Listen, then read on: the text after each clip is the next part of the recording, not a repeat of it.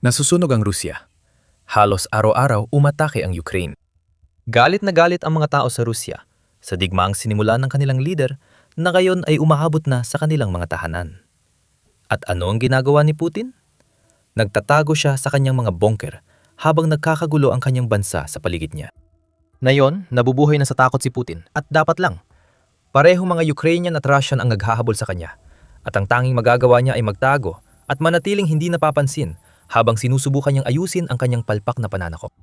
Habang nilukuban ng takot ang kanyang puso, lalo pang pinaigting ni Putin ang mga hakbang sa seguridad at nagtatago sa mga lihim na bunker dahil natatakot siya sa lahat ng nangyayari sa paligid niya. Nagdulot ng matinding takot kay Putin ang mga tangkang pagpatay dahil hindi lang may armas ang Ukraine na abot sa Moscow, kundi nangungguna pa sila sa mga pag-ataking malalim sa loob ng teritoryo.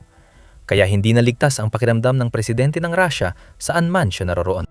Galing ito sa nalik na ulat ng European Intelligence na tinalakay ng Independent noong Mayo 6. Ayon sa ulat, ang matatag na leader ng Russia ay labis na nag-aalala sa kaligtasan, kaya halos palagi siyang nagtatago sa isang bunker sa rehiyon ng Krasnodar. Hindi man tuwirang nabanggit sa ulat ang pagkakatulad kay Hitler sa mga huli niyang araw, pero kitang-kita ang mga pagkakapareho. Katulad ng nangyari bago bumagsak ang mga Nazi, kung saan si Hitler ay ginugol ang kanyang mga huling buwan sa pagsasalita tungkol sa tagumpay habang nagtatago sa lugar na akala niya ay ligtas siya. Si Putin naman ay nananatili sa ilalim ng lupa habang sinusubukang pamunuan ng isang kampanya na nabibigo sa Ukraine. Mas maigpit kaysa kailanman ang seguridad sa paligid ng leader ng Russia ngayon. Walang sinuman ang makakalapit kay Putin nang hindi dumadaan sa masusing pagsusuri ng FSO. Ang mga kusinero, litratista, at maging ang mismong mga bodyguard na inatasang protektahan si Putin gamit ang kanilang sariling buhay ay dumadaan sa matinding pagsusuri. At ngayon, kung nagtatrabaho ka para kay Putin, maaari mo nang kalimutan ng kahit anong anya ng pribadong buhay na meron ka nun. Kinukuha ang telepono ng mga tauhan ni Putin at pinapalitan ng mga teleponong pang-bunker na hindi nakakonekta sa internet. Kahit sa kanyang mga malalapit na tao, ginagawa ni Putin ang lahat ng kanyang makakaya para pigilan ang komunikasyon. Maaring sabihin ng ilan sa inyo na ang internet ang naging pangunahing kaaway ni Putin, lalo na ngayong may balitang pinipigilan niya ang access ng mga Ruso sa Telegram. Sa hakbang ngayon, lalong nagalit kay Putin ang mga mamamayan. Babalikan natin yan. Ang ibang nakakabaliw na hakbang sa seguridad ay lantad at sakop ang buong Rusya. Noong Mayo 5, iniulat ng The Guardian na planong isara ng Rusya ang mga paliparan sa Moscow at putulin ang mobile internet bago ang Victory Day Parade bilang paggunita sa tagumpay ng Soviet Union laban sa Nazi Germany. Sobrang pumalpak ang parada na yon. Nagdeklara si Putin ng tigil putukang sasaklaw sa Mayo 5 marahil para protektahan ang sarili niya habang kailangang magpakita sa publiko. Hindi rin inilabas ng Rusya ang anumang kagamitang militar sa unang pagkakataon mula nang gawing tampok ni Putin sa araw ng tagumpay ang pagpaparada ng kagamitang militar noong 2008. Ang nakikita natin dito ay ginagawa ni Putin ang lahat ng kanyang makakaya para masigurong walang makakalapit o makakasama sa kanya. At ang kombinasyon ng paranoia, desperasyon at takot ng leader ng Rusya ay malinaw na ipinapakita ng katotohanang iniwanan niya kahit ang isang bagay na dati napakahalaga sa kanya, ang kanyang mga tirahan. Iniulat ng The Independent na tumigil na si Putin sa pagpunta sa mga marangyang bahay na itinayo niya sa Moscow at Novgorod. Matagal na itong nangyayari matapos sabihin ng Rusya noong huling bahagi ng Disyembre na tinarget ng Ukraine ang bahay ni Putin gamit ang mga long-range drone. Itinatanggi ng Ukraine ang pahayag na yon. Sinasabing ito ay propaganda ng Rusya na layuning pukawin ng simpatya para kay Putin habang siya ay nalulugmok sa kanyang walang katapusang pagdududa sa lahat ng bagay. Pero totoo man o hindi, sapat na ang pag-atake para ipagpalit ni Putin ang kanyang marangyang pamumuhay sa mga buwang nagtatago siya sa madidilim na bunker at lumalabas lang kapag talagang kinakailangan. Maliban na lang kung gumagamit din siya ng mga body double. Sinabi ni Sir Richard Dearlove, dating pinuno ng MI6 ng UK, nitong Enero, na sigurado siyang ginagamit ni Putin ang taktikang ito para iwasan ang mga pampublikong paglabas. Mas okay pang mamatayang doble kaysa si diktador. Kung pag-uusapan ng mga malalakas na tao, ang matakot at magtago ay huling-huli mong iisipin na gagawin ng isang taong may ganong reputasyon. Pero ginagawa ito ni Putin. At isa ang malaking tanong ng lahat. Bakit? Ang simpleng sagot ay takot. Mas malalim pa rito. Takot si Putin sa lahat, mula Ukraine hanggang sarili niyang mga tao. At lumalala ang mga kinatatakutan niyang sitwasyon sa bawat insidenteng nagpapahiwatig ng panganib sa kanya. Magsisimula tayo sa ugat ng lahat ng ito, mga asasinasyon. Kamakailan, maraming mahalagang tao sa Russia ang namatay o nasugatan sa malulupit na insidente. Ngayon, hindi si Putin ang naguutos na itulak ang mga tao palabas ng mga bintana. Ang mga kaalyado at kasabwat ay sunod-sunod na namamatay sa paligid ng leader ng Russia. Noong Pebrero, ang mataas na opisyal ng militar ng Russia na si Vladimir Alexiev, na siyang pangalawang pinuno ng intelihensyang militar ng Russia, ay binaril ng isang hindi kilalang salarin. Isang tao na inasahang may mga mata sa lahat ng dako ay nabigong makita ang banta na diretsong papalapit sa kanya. Ang pag-atake kay Alexiev ay kabilang sa pinakabagong serye ng asasinasyon o tangkang pagpatay sa mga pangunahing personalidad ng Russia. Sinisisi ng Russia ang Ukraine, na kadalasan ay hindi nagsasalita, pero matagal na nating nakikita ang ganitong mga pangyayari.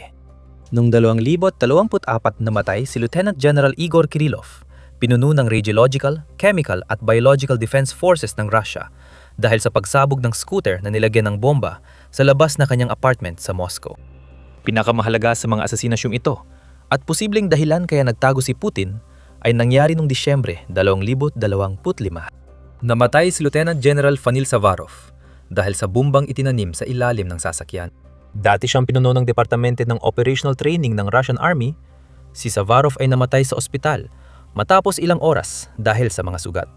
Katulad ng nangyari kay Kirillov, ang sinumang gumawa ng asasinasyong ito ay alam kung saan matatagpuan si Savarov at nagawang makapasok ng malalim sa Moscow upang isagawa ang kanilang pag-atake. At ganun na lang, ang isang lalaki na itinuturing na bayani ng digmaan ng lahat sa Russia, kabilang si Putin, dahil sa kanyang mga ginawa sa Chechen War sa Syria, ay naging abo na lamang. Hindi nakataon lang ng pinaigting na mga hakbang sa seguridad na ipinatupad ni Putin ay kasunod ng pagkamatay ni Savarov. Naging babala kay Putin ang pambobomba ng kotse sa Moscow na wala na siyang ligtas na lugar. Paano pa muling magpapakita si Putin sa kabisera ng Russia nang walang napakalaking seguridad? Kahit ang pinakamaliit na senyales ng kahinaan ay maaaring magbigay ng pagkakataon sa isang mamamatay taong sumulpot mula sa anino. Kaya mas mabuti, sa isip ni Putin, na manatiling nakatago hanggat maaari. Ayon sa The Independent, nagdulot ng pagkakabaha-bahagi sa Kremlin ang pagkamatay ni Savarov dahil natuturuan ng sisi ang mga tao at ahensya upang iwasan ang galit ni Putin. Kita ang totoong kinalabasan ng pag-atake. Nagtago si Putin at binigyan niya ng mas malaking kapangyarihan kaysa dati ang Federal Protective Service ng Russia o FSO sa isang desperadong pagtatangka na maiwasan ang muling pag-ulit ng ganitong pangyayari. Noong Disyembre, binago ni Putin ang mga regulasyon ng FSO upang magbigay ng mas mahigpit na seguridad para sa 10 matataas na ranggong general na alam ni Putin na hindi niya kayang mawala. Hula namin, baka hindi na isama si Alexiev sa listahan. O kung naisama man, may nakalapit pa ring taga-baril sa kanya. Sugal para kay Putin ang pagbibigay ng labis na kapangyarihan sa FSO. Ginamit ng FSO ang kapangyarihang iyon para mahigpit na limitahan ang paggalaw ni Putin ayon sa Robert Lansing Institute. At maaring sila rin ang dahilan kung bakit malaking bahagi ng oras niya ngayon ay nasa ilalim ng lupa. Karaniwan ang ganitong pagbabago sa mga personalistang rehimen na nasa huling yugto kapag nakakaramdam ng panloob na banta.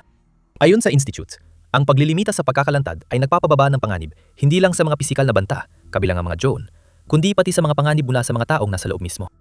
Alam na ng FSO ang hindi maiiwasan at gusto nilang kontrolin ang sitwasyon kapag nawala si Putin. Sasabihin ng mga may hilig sa tiyora ng sabuatan na tuwang-tuwa ang FSO na palakihin pa ang kawalan ng tiwala sa sistemang pampulitika ng Russia ngayon. Bagamat problema ito kay Putin, hindi dapat baliwalain ang mga pisikal na banta sa kanyang rehimen. Kasing laki ng banta sa impapawid ang mga drone ng Ukraine, gaya ng mga mamamatay tao sa dilim. Bago ang lahat, ito ang The Military Show.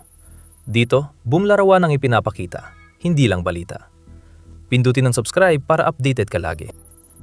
Noong Mayo 4, napalipad ang Ukraine ng drone na direktang tumama sa Mosfilm Tower sa Moscow City, nakaiwas sa lahat ng depensa sa himpapawid ng lungsod. Walang nasawi sa pag-atake, at hindi rin tiyak kung luxury high-rise ang target ng Ukraine. Pero ang katotohanan nangyari, ang pag-ataking ito, wala pang isang linggo bago ang Victory Day Parade at 3 kilometro lang mula sa Defense Ministry ng Russia ay nagpadala ng malinaw na mensahe kay Putin. Kayang tamaan ng Ukraine ang Moscow. Hindi ka ligtas sa sariling kabisera. Takot na takot si Putin sa mga drone ng Ukraine at dapat lang. Nitong mga buwan, nagsagawa ang Ukraine ng masinsinang malalayong pag-atake para ipakita kay Pangulong Putin na kaya nilang tumama ng mas malalim, madalas at malakas kaysa dati. Dahil sa matinding kampanya ng Ukraine sa mga pag-ataking malalim sa loob ng teritoryo, halos wala nang ligtas na lugar para kay Putin sa Russia ngayon. Hindi na ligtas kahit saan siya pumunta. Lalo na't dumami ang mga drone nitong mga taon. Batay sa United 44 Media noong Agosto 2024, nagpalipad ang Ukraine ng mahigit 1,000 drone laban sa militar ng Russia. Sa Hulyo, 2025 triple ng bilang. Noong Marso, 2026 kinumpirma ng Air Force ng Ukraine at Defense Ministry ng Russia na nagpalipad ang Ukraine ng 7,000 long-range drone at missile sa mga target sa kaloob-looban ng Russia. Hindi ito basta pagpapalakas lang. Sa 7,000 pag-atake sa isang buwan, nalampasan na ng Ukraine ang pinakamataas na buwanang bilang ng Russia. Hindi lang dami ang ikinababahala ni Putin, kundi pati lalim ng mga pag-atake. Tulad ng itinuro ni komandante ng puwersa ng mga sistemang walang tripulante ng Ukraine na si Robert Brovdy, ang mga teritoryo hanggang 2,000 kilometro sa loob ng Russia ay hindi naligtas mula sa bagong henerasyon ng mga long-range drone at hybrid na drone missile na nilikha ng Ukraine. Alam ng Russia na hindi ito hungkag na pagbabanta ng Ukraine. Noong Mayo 5 ng gabi, nagdeklara ng air raid alert ang Russia. Mahigit 2,000 kilometro mula sa Ukraine matapos magpadala ang Ukraine ng mga drone sa hindi bababa sa 18 rehiyon ng Russia. Kinumpirma ng alertong yon ang saklaw na binanggit ni Brovdy. Patunay ang nasusunog na oil refinery at wasak na infrastrukturang militar sa buong Russia na kayang pasukin at saktan ng mga drone ng Ukraine ang bansa nang higit sa inaasahan ni Putin. Sa militar, malaki ang nababago para sa Russia dahil sa lalim ng mga pag-atake ng drone ng Ukraine. Kinakakailangang ilihis ang langis dahil sinisira ng Ukraine ang mga export hub at pinapahirap ang paghatid ng gasolina ng Russia sa mga sundalo sa unahan ng labanan. Pero pinaka-nakakasira ang psikolohikal na aspeto, lalo kay Putin. Ginamit ng leader ng Russia ang pananakop para ipakitang hindi kayang saktan ng Ukraine ang Russia. Walang sandata ang Ukraine noon. At kahit meron, di rin maabot ng mga iyon ang totoong target sa lawak ng Russia. Gumagsak na ang kwentong iyon. Alam na ito ng mga tao sa Russia.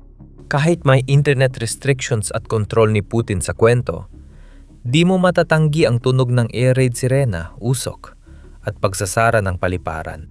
Mas malalim nang tumatama ang mga drone ng Ukraine at walang mas mulat sa panganib na dulot nito kaysa kay Putin mismo. Nagtatago si Putin sa mga bunker dahil takot siyang matuntun siya ng Ukraine at padalhan ng mga drone. Halos inamin na rin ito ni Putin kahit sa pamamagitan ng puppet niya. Sabi ni Dmitry Peskov, tagapagsalita ng Kremlin, pinaigting ang seguridad kay Putin dahil sa banta ng asasinasyon at matagumpay na mga pag-atake ng drone ng Ukraine sa loob ng Russia. Sa gitna ng banta ng terorismo, ginagawa ang lahat ng hakbang para mabawasan ang panganib, ayon kay Peskov. Dahil sa banta ng terorismo, mula Mayo 2023 hanggang Disyembre 2025, inilipat ng Russia ang maraming Panzer S-1 at S-4 na raan na mga sistema ng depensang panghimpapawid sa mga tahanan ni Putin sa Moscow at Novgorod. Pero kahit ang pagsasakripisyo ng sarili niyang mga sundalo at ang kanilang mga pangangailangan para protektahan ang sarili ay hindi na sapat para kay Putin. Lumusong na siya sa ilalim ng lupa dahil hindi siya nagtitiwala na sapat na ang mga depensang panghimpapawid na yon para pigilan ang mga armas na hawak ng Ukraine. Tama siya. Paulit-ulit na pinatunayan ng Ukraine ito sa mga pag-atake nila sa mga sistemang ito. Habang nasusunog ang Russia, nagtatago si Putin. Pero ang tunay na problema na hindi aaminin ng Kremlin ay hindi lang ang mga mamamatay tao at drone ng Ukraine ang nagpapakaba kay Putin. Sa mahigit 4 na taon ng digmaan na dapat sana natapos sa loob lang ng ilang araw, unti-unti nang tumatalikod ang mga tao ng Russia kay Putin. Kaya't mas natatakot na siya ngayon sa banta mula sa loob. Marahil higit pa kaysa sa banta mula sa Ukraine. Kita na natin ngayon ang lantad na pagtutol mula sa mga propagandistang dati nagkakalat ng mensahe ni Putin ukol sa digmaan. Isa sa mga pinakamatitinding anti-Putin na boses ngayon ay si Ilya Romeslo, isang abogadong dating pro-Kremlin na nagbago ng panig kamakailan. Noong Marso, nag-post si Romeslo sa Telegram, 70,000 followers, nang sanaysay na 5 dahilan kung bakit tumigil akong suportahan si Vladimir Putin. Sa sanaysay, tinuling sa ni Romeslo ang presidente ng Russia bilang di lehitimo at nagsasagawa siya ng isang nabibigong digmaan. Ayon sa 2 anyos na abogado, ginawang tiwali ng kapangyarihan si Putin at hindi na ito maibabalik. At gaya ng itinuturo ng Washington Post, ibinunyag ng biglaang pagbaling na ito ang hidwaan sa mga makapangyarihang grupo sa Russia. Tumugon si Putin sa lahat ng ito sa pagpapasok kay Romeslo sa isang ospital na psikiatriko. Malaya na si Romeslo at tinutuloy ang kampanya laban kay Putin. Isa si Romeslo sa maraming kilalang Z-blogger ng Russia na nagsisimulang tumiwalag sa kanilang leader. Ang mga blogger na ito na matagal nang gumamit ng mga plataforma tulad ng Telegram upang lumikha ng pro-digmaang damdamin para kay Putin, ay nagsisimula ng mamulat sa katotohanang ang opinyon ng publiko ay unti-unting lumalaban sa kanilang lider. Sumusunod sila sa uso. Baka ngayon lang nila na ilalabas ang totoong opinyon tungkol sa pamumuno ni Putin. Si Rybar, isang kilalang Z na blogger, ay nagsabing ang digmaan sa Ukraine ay wala ng patutunguhan at ibinunyag ang mga komandanteng nagtatago kay Putin ng mga pagkalugi sa digmaan at mga opisyal na nagnanakaw sa mga sundalo ng Russia. Lumalabas na malinaw ang dahilan ng paghihigpit ni Putin sa Telegram. Ngunit kapansin-pansin ang pagdami ng sentimentong laban sa kanya mula sa mga dating tapat sa Kremlin nitong mga buwan. Nagiging mas kumpiyansa na ang mga pangunahing influencer sa pagbibigay ng opinyon at pagpaparamdam kay Putin ng kanilang hindi pagkasiya sa kanyang pamumuno. Mangyayari kaya yon kung hindi nakatago si Putin sa isang bunker at walang ugnay sa realidad ng Russia? Mahirap isipin na mangyari yon. Kasabay ng lantad na galit ng mga dating tapat kay Putin, bumabagsak din ang approval ratings niya. Ayon sa pollster ng estado ng Russia na VTS-IOM, bumaba ang approval ratings ni Putin sa 5.6% noong linggong nagtatapos Abril, 19 ikapito sunod na linggo, at 12 sa huling 14 na linggo na bumaba ito. Ito ang pinakamalaking pagbagsak ng public approval ni Putin mula 2018 noong nireforma ng Russia ang pension system. Nagpapadala ito ng malinaw na mensahe kay Putin. Hindi masaya ang mga tao sa Russia. Ang susunod na round ng mga resulta ay nakatagdang ilatala noong Mayo 1 ayon sa ulat ng Moscow Times sa kanilang Telegram channel. Hindi ito nailatala. Maari mapalampas ito dahil Mayo 1 ay isang pampublikong holiday. Pero hindi rin inilabas ng VTS-IOM ang pinakahuling resulta noong Mayo 4 na isang araw ng trabaho. Mukhang may ginagawang manipulasyon sa mga resulta dito at lahat ng ito ay malinaw na mga palatandaan na dapat mag-alala si Putin. Kung kailangan di umaano, utusan ni Putin ang mga kasamahan niyang itago ng isang linggo ang mababang approval ratings para mapakialaman ng mga ito, malinaw na nasa huling yugto na siya ng kanyang diktadura. Nagtatago na rin siya, tulad ng ginawa ni Hitler sa huli. Pinipilit ni Putin kontrolin ang mga kwento tungkol sa kanya, kahit bumabagsak na ang mga ito. May hayagang pagkaput na ngayon kay Putin mula sa dati niyang mga tapat na taga-suporta at may mga bulong-bulungan pa tungkol sa posibleng kudeta. Mas mahina na ngayon si Putin kaysa dati sa 26 na taon niyang pamumuno sa Russia. Ayon sa Times, alam ni Putin at lalo siyang nababahala na may plano ang ilang elitista sa politika ng Russia para alisin siya. Ayon sa ulat, kasama sa plano ang pagpaslang kay Putin gamit ang drone. Kaya dapat mag-alala si Putin sa mga bantang lumilipad mula sa loob ng Russia at mula sa Ukraine. Hindi rin makakatulong sa kaba ni Putin ang pag-atake ng US kay Ayatollah Ali Khomeini gamit ang mga bunker-busting na bomba sa unang araw ng Operation Epic Fury sa Iran. Napagtanto niya sa pag-ataking yon na maaring alam ng dayuhang intelihensiya ang kanyang kinaroroonan kahit magtago siya.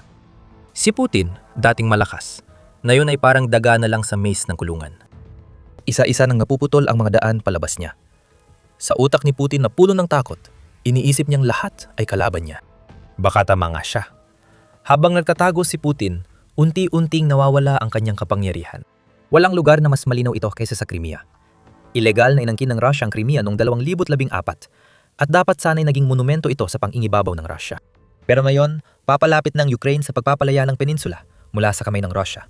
At wala nang magawa si Putin para pigilan ito habang siya ay nagtatago sa kanyang lungga.